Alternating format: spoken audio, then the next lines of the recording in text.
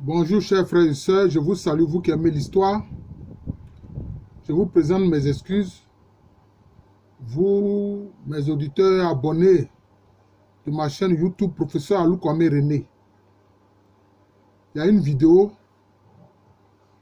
que j'ai intitulée Symbolisme des animaux dans l'évangile que j'ai postée sur ma chaîne Professeur Alou Kwame René. En principe, ce type de vidéo que je fais, les vidéos spirituelles, je les poste sur ma chaîne Jean de l'amour de Jésus. Alors cette chaîne est suspendue présentement par YouTube. Pourquoi? Simplement parce que j'ai partagé une vidéo qui vient non pas de moi, mais d'un homme qui est un spécialiste des vaccins sur le Covid. Je n'ai fait que partager cette vidéo-là parce que je l'ai trouvée intéressante. Parce qu'il émettait des idées totalement différentes de ce que les médias mainstream, les médias ordinaires nous disent. Alors rien que pour ça, parce que j'ai partagé cette vidéo-là, ils disent que non, c'est contre les règles de leur communauté et ils suspendent ma chaîne. Comme si c'est moi qui ai conçu cette vidéo. Je n'ai fait que la partager, elle est sur les réseaux, elle est sur d'autres réseaux sociaux. Si YouTube n'en veut pas. Mais alors, ce n'est pas une raison pour suspendre ma vidéo. Et puis, d'eux-mêmes, ils ont supprimé la vidéo. Et maintenant, ils suspendent ma chaîne YouTube. Jean de l'amour de Jésus. C'est pas normal ce que YouTube fait. C'est pas normal. C'est pas normal. Ça, je leur dis ça franchement, c'est pas normal. Et ils ne donnent même pas la possibilité aux gens de s'expliquer. Et ils prennent des mesures. Bon, vous avez supprimé la vidéo. Bon, maintenant, vous suspendez la chaîne. Pourquoi? Pourquoi est-ce que vous suspendez ma chaîne Jean de l'amour de Jésus? Pourquoi?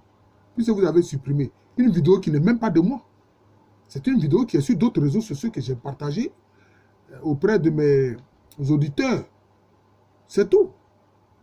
Et vous suspendez la chaîne Jean de l'amour de Jésus. Vraiment, ce n'est pas normal. YouTube, ce que vous faites, ce n'est pas normal. Ça, je vous le dis franchement, ce n'est pas normal. Si vous continuez comme ça, vous allez décevoir beaucoup de ceux qui utilisent votre réseau. Hein. Vous allez décevoir beaucoup de gens. Voilà. Et puis, est-ce qu'on n'a pas le droit d'avoir une idée différente? Est-ce que dans la démocratie que vous prenez, vous qui êtes des YouTube, ça vient des États-Unis, est-ce qu'aux États-Unis, les gens n'ont pas le droit de s'exprimer? Ceux qui sont LGBT, est-ce qu'ils ne manifestent pas librement? Ils manifestent librement. Personne ne leur a jeté la pied. Hein? Ceux qui sont racistes, qui sont des suprémacistes blancs, ils manifestent librement. Ceux aussi qui parlent de Black Power, aussi ils manifestent librement. Est-ce qu'on leur a jeté la pied ou bien on leur a tiré dessus? Jamais. C'est ça aussi le droit à avoir des opinions différentes. Mais si YouTube n'est pas pour cela, c'est que je crois que là, YouTube n'est pas pour la démocratie. Et alors, ils ne font pas ce que la Constitution américaine dit. Voilà, c'est pas normal. Voilà, c'est une question, on a le droit d'avoir différentes pensées. C'est ça qui fait évoluer la connaissance. Est-ce que YouTube est contre l'évolution de la connaissance? Je ne sais pas, à moins que ce soit peut-être une coterie à l'intérieur qui fait ça. C'est pas bon ce que vous faites. Voilà. Donc, moi, je vous demande de rétablir rapidement ma chaîne Jean de l'amour de Jésus. Voilà. C'est là-bas, en principe, que je donne mes enseignements spirituels, chrétiens. Et j'ai dû poster cette vidéo-là que j'ai appelée le symbolisme des animaux dans l'évangile sur ma chaîne Professeur Alou Kwame René. Bon, je présente mes excuses parce que l'autre chaîne, là, elle est spirituelle. Là, c'est pour ceux qui sont chrétiens, qui partagent cette spiritualité-là, c'est pour eux. Mais j'ai dû poster ça sur ma chaîne Professeur Alou Kwame René, où il y a des gens de différentes pensées spirituelles. Voilà. Parce que je n'ai pas pu faire autrement que de partager ça sur cette chaîne Professeur Alou Kwame René qui est dédiée en fait à l'histoire. Donc je présente toutes mes excuses à mes auditeurs. Là. Voilà. Ce n'est pas ma faute. Voilà.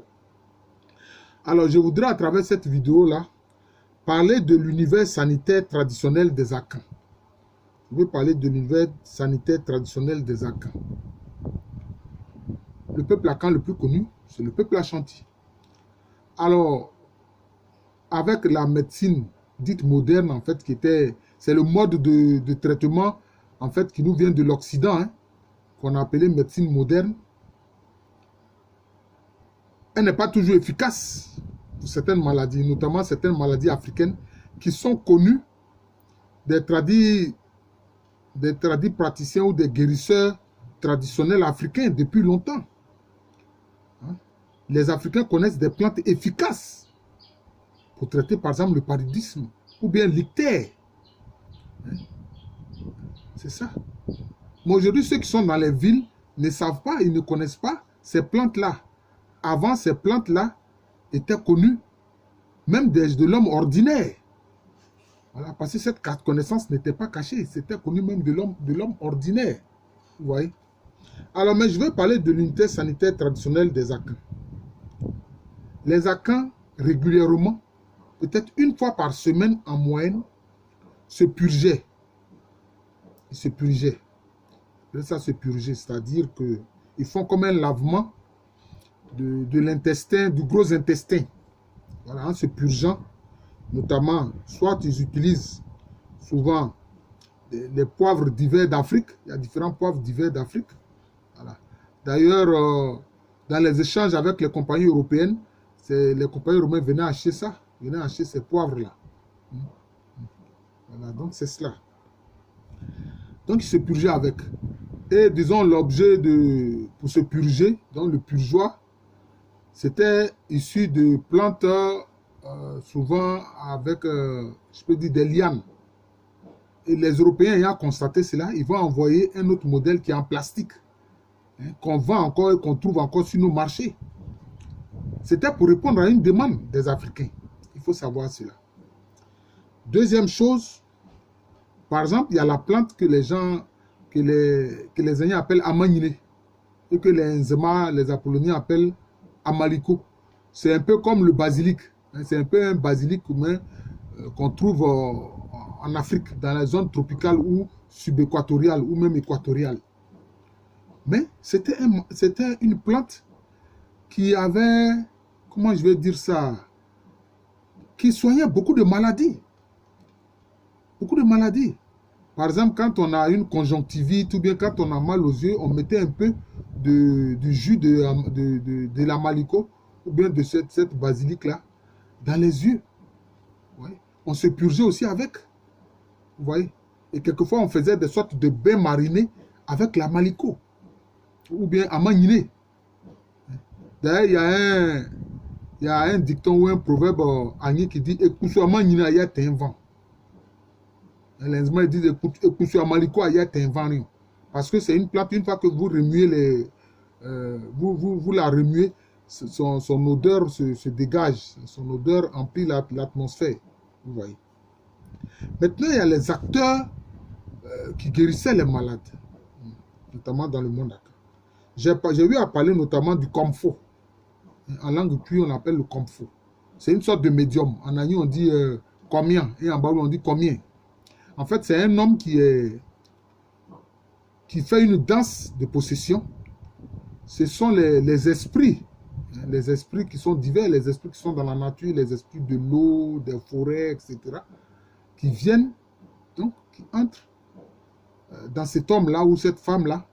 Et puis alors, il est encore dans une sorte de conscience dissociée, dans une sorte d'état second, où il peut dire, bon voilà, la personne qui est malade, qui est là, il faut telle plante pour soigner cette personne, etc. C'est comme ça. Voilà, donc, c'était l'un des acteurs sanitaires dans l'univers des Akans. Et ça existait un peu partout en Afrique. Je crois que dans le monde bantou, c'est là-bas qu'on appelle les Nganga. On les appelle les Nganga. Le Komfo là-bas sont appelés Nganga, si je ne me trompe pas. Et le médicament est appelé comment? Adro. En langue cuit, on dit Adro. Voilà. Et puis maintenant, on dit Aïre. Hein? Aïre. Adro en langue cuit. C'est ça le médicament. Le médicament est appelé Adro. Et maintenant, souvent c'était les plantes qu'on prenait pour se soigner. Mais ça dépend aussi. Quelquefois, on peut prendre des éléments qui sortent de certains corps d'animaux, etc., des peaux d'animaux, de certains éléments qui sortent des animaux pour se soigner. Vous voyez. Donc, cela veut dire que l'Akan comme l'Africain utilisait les éléments de la nature pour se soigner. Ils utilisaient les éléments de la nature pour se soigner. D'ailleurs, beaucoup de médicaments qu'on voit sous forme, qui sont dans les pharmacies, qui sont faites par les grandes compagnies pharmaceutique, en fait, beaucoup vient de la nature. Beaucoup vient de la nature, mais souvent, c'est comment je peux dire ça, ça subit un peu une sorte de chimie. Oui, ça subit une sorte de chimie à cause du principe de conservation, etc. Voilà. Et puis, un autre acteur de l'univers sanitaire du peuple akan, c'est celui que, par exemple, les Allemands appellent Nisini, hein, Nisimvre, les Nisimvre, ou bien certains peuples disent Nisimfo.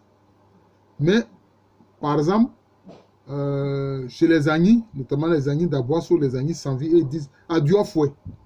Donc, vous voyez dans le mot Adiofoué, vous voyez le mot, la racine Adro. C'est-à-dire que c'est celui qui connaît les plantes, celui qui connaît les médicaments. Donc, cela impliquait une certaine connaissance. Cette connaissance était transmise. Hein? Les Adiofoué qui connaissent donc les plantes, ils transmettaient ça. Ils avaient des élèves à qui ils enseignaient, qui étaient à côté d'eux, et à qui ils montrent notamment les plantes et les différentes vertus, les différentes maladies que ces plantes-là guérissent ou soignent. C'était comme ça. Bon, je ne sais pas si en langue cuit, pour le cas, je crois que c'est Adrofo. Adrofo. Donc, c'est celui qui connaît le médicament. Et cela, ça, c'était une connaissance qui se transmettait. Donc, je peux dire l'étudiant ou l'élève de l'Adrofo ou bien de l'Adrofo, bon, il vient à ses côtés et puis pendant des années, il apprend à connaître les plantes qui servent à soigner. C'était comme ça.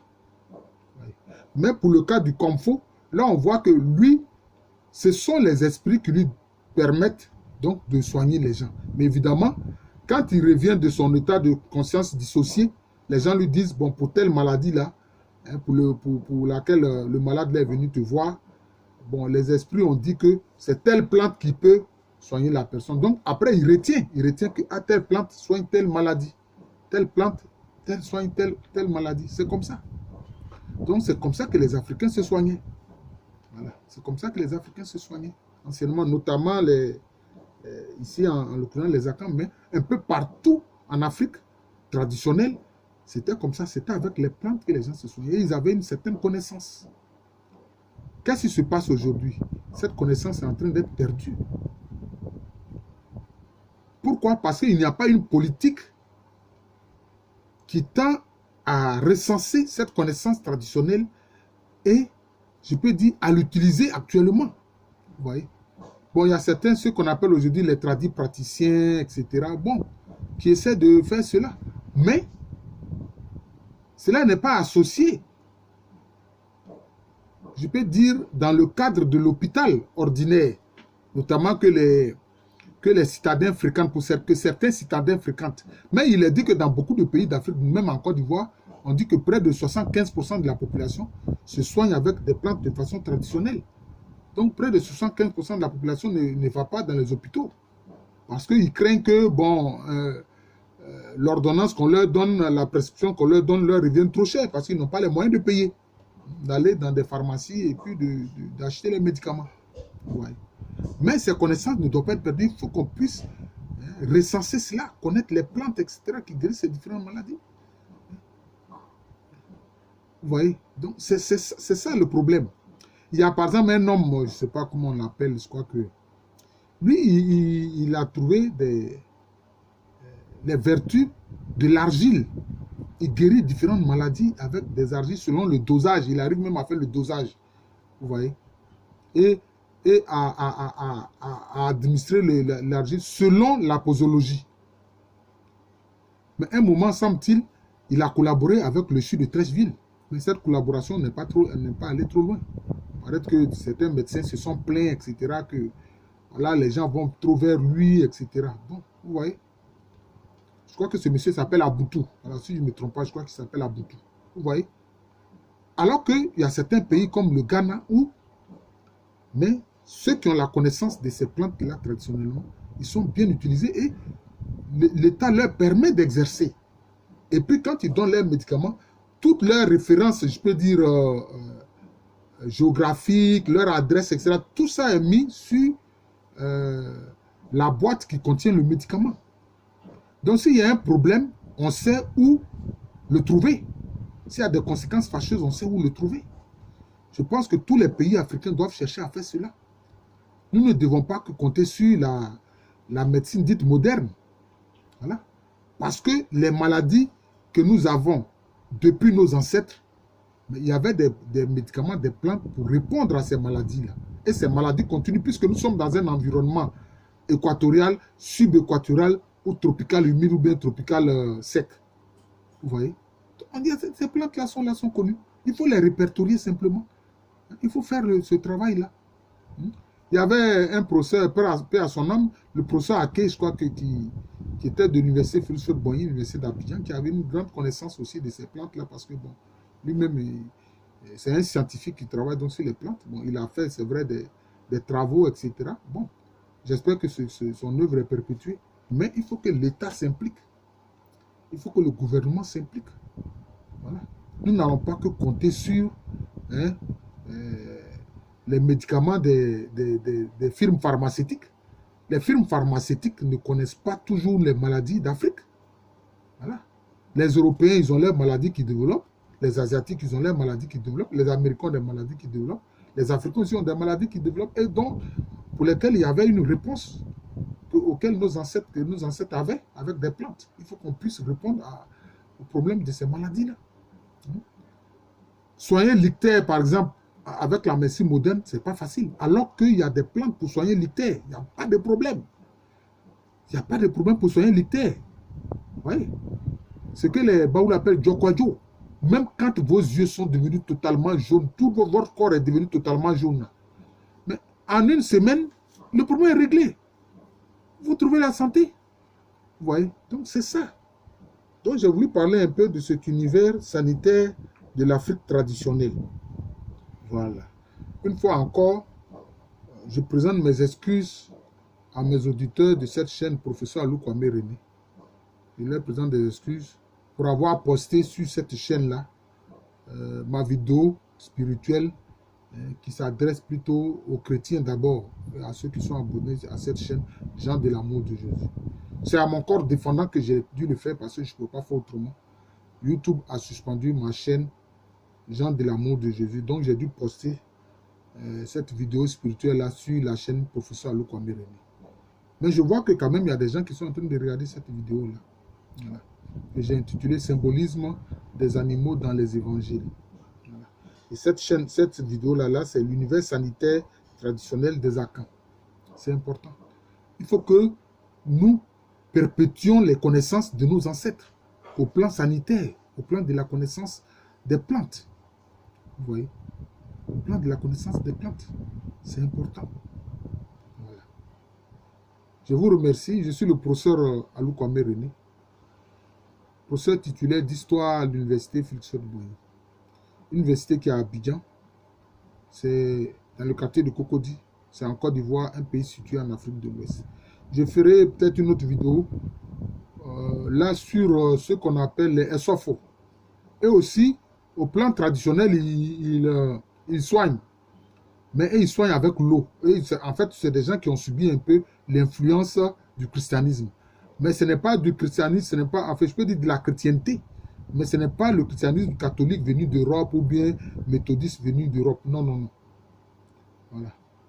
C'est suite, je peux dire, au travail d'évangélisation de choses qu'on a du prophète Harris. Hein?